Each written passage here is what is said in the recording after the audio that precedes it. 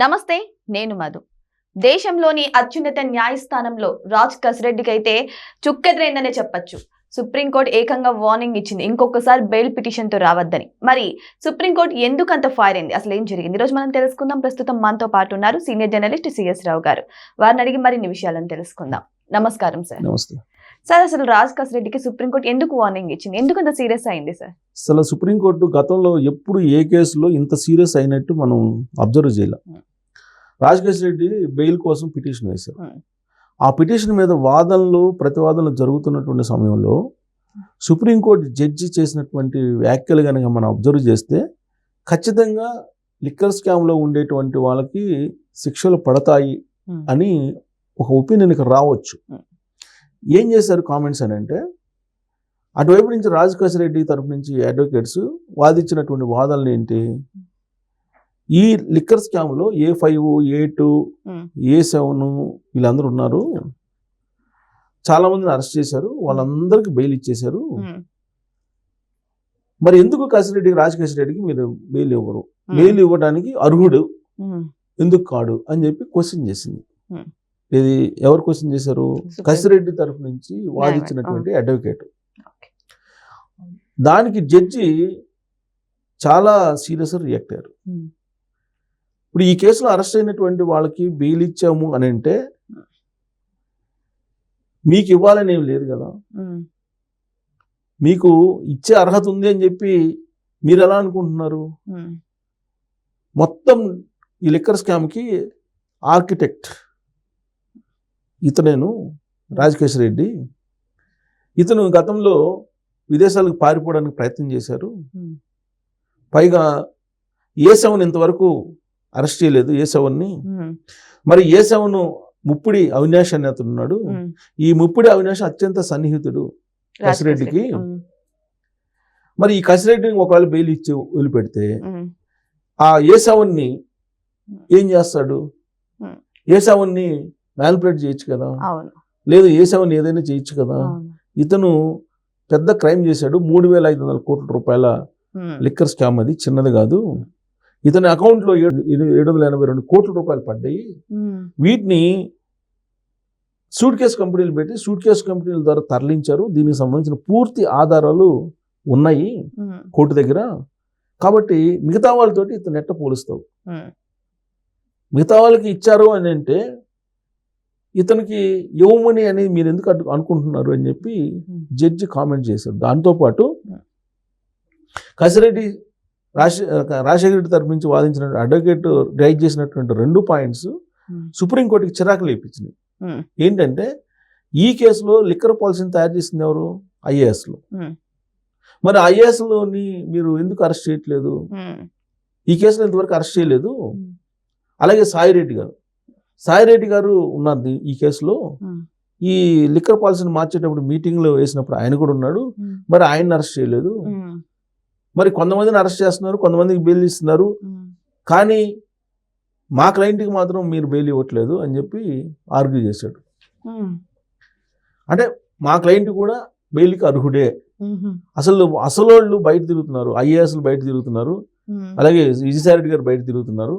మరి అలాంటప్పుడు మా క్లయింట్ ఇప్పటికే దాదాపుగా 4-5 నెలల నుంచి ఉన్నారు, మరి బెయిల్ మీరు ఇవ్వడానికి అర్హుడే కదా అని చెప్పేసానంటే కోర్టు చాలా సీరియస్ చెప్పింది.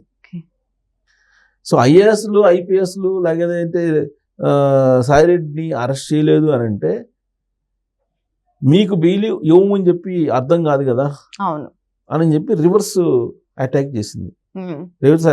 సుప్రీంకోర్టు జడ్జి రివర్స్ యాంగిల్లో కసిరెడ్డి అడ్వకేట్కి ఫుల్ కోటింగ్ ఇచ్చారు. దీంతో చివరికి ఏ పరిస్థితికి వచ్చారంటే వాళ్ళు రాజ్ కసిరెడ్డికి సంబంధించినటువంటి అడ్వకేటు, మా పిటిషన్ ఏదైతే ఉందో బెయిల్కి వేసినటువంటి పిటిషను దాన్ని మేము వెనక్కి తీసుకుంటున్నాము, వెనక్కి తీసుకునేందుకు అనుమతి ఉంది అని చెప్పి అభ్యర్థించే పరిస్థితికి వచ్చారు లాస్ట్కి. దాంతో బెయిల్ పిటిషన్ వెనక్కి తీసుకున్నారు. అయితే ఇప్పుడు రాజ్ కస్ రెడ్డికి బెయిల్ వచ్చే ఛాన్సే లేదా సార్? అసలు ఇంకేదైనా దారి ఉందా? కోర్టులో మళ్ళీ పిటిషన్ వేసేదానికి కూడా ఛాన్స్ అర్హత లేదు, లేదు. ఛాన్స్ లేదు, అర్హత కాదు, ఛాన్స్ లేదు. సుప్రీంకోర్టు ఆ రేంజ్ లో రియాక్ట్ అయింది. అంటే ఆ రియాక్షన్ ని బట్టి చూస్తే ఖచ్చితంగా లిక్కర్ స్కామ్ లో ఉండేటువంటి నిందితులు ఎవరైతే ఉన్నారో వాళ్ళందరికీ శిక్ష పడుతుంది అనేటువంటి ఒక నమ్మకం కలిగింది. ప్లస్ ఎవరైతే బిగ్ బాస్ ఉన్నారో ఆ బిగ్ బాస్ కి ఇవ్వాలి, కాకపోతే రేపైనా సరే డెఫినెట్ గా శిక్ష పడే అవకాశాలు ఉన్నాయి అనేది సుప్రీంకోర్టు రియాక్షన్ బట్టి అర్థమవుతుంది. సరే ఇవాళ ఉన్న రియాక్షన్ రేపు ఉంటుందా అని అంటే మనం ఎక్స్పెక్ట్ చేయలేం కానీ, but as of now supreme court ఏదైతే రియాక్ట్ అయిందో ఆ రియాక్షన్ చూస్తే కనుక బిగ్ బాస్ కి త్వరలోనే బేడీలు పడిపోతున్నాయి, బిగ్ బాస్ ని త్వరగానే అరెస్ట్ చేయబోతున్నారు అనేది మనం ఎక్స్పెక్ట్ చేయొచ్చు. సో ఇప్పుడు లిక్కర్ స్కామ్ కి సంబంధించి రాజకేష్ రెడ్డిని వదిలిపెట్టే ప్రసక్తే లేదు. అతను ఒకవేళ మీరు వదిలిపెట్టమని చెప్పి మీరు అడుగుతున్నారు కదా, ముందు మీరు A7 గా ఉన్నటువంటి అవినాష్ని తీసుకురండి, ముప్పిడి అవినాష్ని తీసుకురండి, మీరు ముప్పిడి అవినాష్ని తీసుకున్న తర్వాత అప్పుడు మాట్లాడదామని చెప్పి సుప్రీంకోర్టు ఒక చిన్న వెసులుబాటు కల్పించింది. అంటే ముప్పిడి అవినాష్ ఎక్కడున్నాడు అనేది ఎవరికి తెలియదు, ఇప్పటివరకు అరెస్ట్ చేయాల, సిట్ ఇప్పటివరకు అరెస్ట్ చేయాల. ఇప్పుడు అతను వస్తే కనుక మొత్తం తేలిపోద్ది కేసు. అతని ద్వారా నడిపించాడు రాజకేష్ రెడ్డి, మొత్తం మెయిన్ కీలకదారుడు అతని ద్వారా నడిపించాడు రాజకేష్ రెడ్డి. సో అతను దొరకట్లా, అతను దొరికితే కనుక అతను విదేశాలకు పోయాడా ఇక్కడ ఉన్నాడని తెలియట్లా, సో అతను అసలు ఉన్నాడా లేదో కూడా తెలియట్లా. సో ఇప్పుడు అతను బట్టరండి, అతను పట్టిన తర్వాత మీరు మీ బెయిల్ సంగతి మేము చూస్తామని చెప్పి సుప్రీంకోర్టు చెప్పింది. అతను దొరికితే శిక్ష పడుతుంది, దొరకకపోతే పిటిషన్ బెయిల్ పిటిషన్ లో ఇంకా ఏం చేయలేరు వాళ్ళు. దొరికితే పిటిషన్ వేసుకోవచ్చు. అవును, ఆయన వచ్చి ఆయన పోలీసులు దొరికితే లేదా ఆయన లొంగిపోతే కనుక పిటిషన్ వేసుకోవచ్చు బెయిల్ కి. ఎవరు? రాజకేష్ రెడ్డి. అతను దొరకకపోతే మాత్రం, ఎందుకంటే అతని ద్వారా మొత్తం ఇతను నువ్వు కదా చేయించింది, అతను ఎక్కడ ఉన్నారు, అతను ఎక్కడెక్కడ స్థావరాలు ఏర్పాటు చేసుకున్నది నీకు తెలుసు కదా, సో కాబట్టి అతను తీసుకురండి అని చెప్పారు. ఇంత చాలా క్లియర్ గా చెప్పారు సుప్రీంకోర్టు. సో కాబట్టి ఇతను కనుక అరెస్ట్ అయితే అవినాష్ లిక్కర్ స్కామ్ ఫైల్ అయిపోయినట్టే, అప్పుడు బిగ్ బాస్ ని అరెస్ట్ చేస్తారు.